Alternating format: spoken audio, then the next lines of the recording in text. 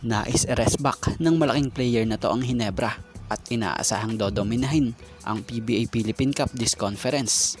And sino itong player na to na nagparinig na kay Coach Tim to kung kailangan daw siya sa Gilas ay free daw siya kung siya'y tatawagan.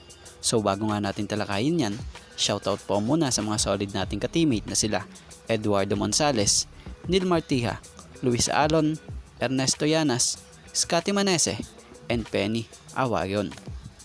Pero bago nga natin talakayin itong topic natin ito, baka naman pwedeng maka-request kahit isang subscribe lamang po dito sa ating channel. At kung mabigat naman ito para sa inyo, kahit isang like and share na lamang po, malaking tulong na po yon. Salamat po. So iba din talaga ang coach team effect sa Gilas. Kung dati pinipilit pa ng SBP at ng mga coaches na sumali ang isang player na gusto ng mga fans, ngayon ay talaga namang sila na mismo ang lumalapit para maglaro sa bansa para sa Gilas Pilipinas National Team. So ayon nga sa isang ibinitawang pahayag ni Jordan Heading, "If you need me, feel free to call." Yun nga yung kanyang nasabi sa isang interview sa Spin.ph credit po. Kung saan nga po ay napag-usapan ang kanyang paglalaro sa national team. Kasabay na rin ang pagkakaroon ng bagong coach na si Coach Tim Cone. Ayon din sa nasabing manlalaro sobrang masaya siya at willing talaga siyang i-represent ang Pilipinas. Lalo na at alam niyang nasa mabuting kamay ito na hawak nga ni Coach Tim Cone na napakarami ng napatunayan. At dahil nga dito, for sure, marami pang magagaling na manlalaro ang hindi magdadalawang isip na mag-represent ng bansa natin. Alam naman natin na mayroon pating iba na talaga namang pera lang ang habol sa team at ayaw talagang sumali kapag maliit ang kinikita or kikitain.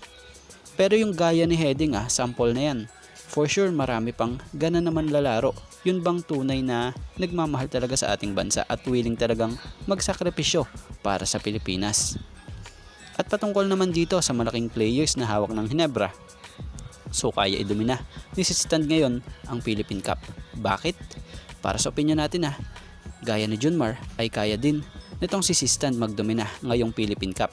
Dahil sa lakas at height niya, syempre bukod dyan, magaling ring gumawa yan ng pasa ito na nako-convert pa nga niya sa magandang opensa. So kung titingnan nyo sino ba ang sa tingin nyo ay kayang tumapat sa kanya, diba unang papasok sa isip nyo yung Junmar Fajardo.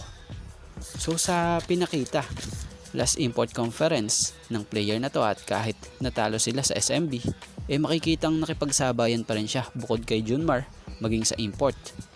Pero ngayong Philippine Cup dito nga natin mas makikita ang lakas at galing ni Stand. Dahil walang import, mas mababawasan ang trabaho ni Stand. Dahil ang iisipin niya nga lang ay pumuntos at syempre dumipensa. Pero hindi gaya nung nakaraan na conference na may mga import na mas mahirap at mabibigat ang laro niya.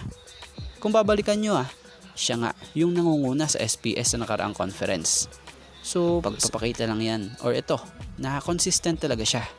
Sa tingin nga natin gigil itong bumawi at yun ang titingnan natin ngayong 48 season ng Philippine Cup ng PBA.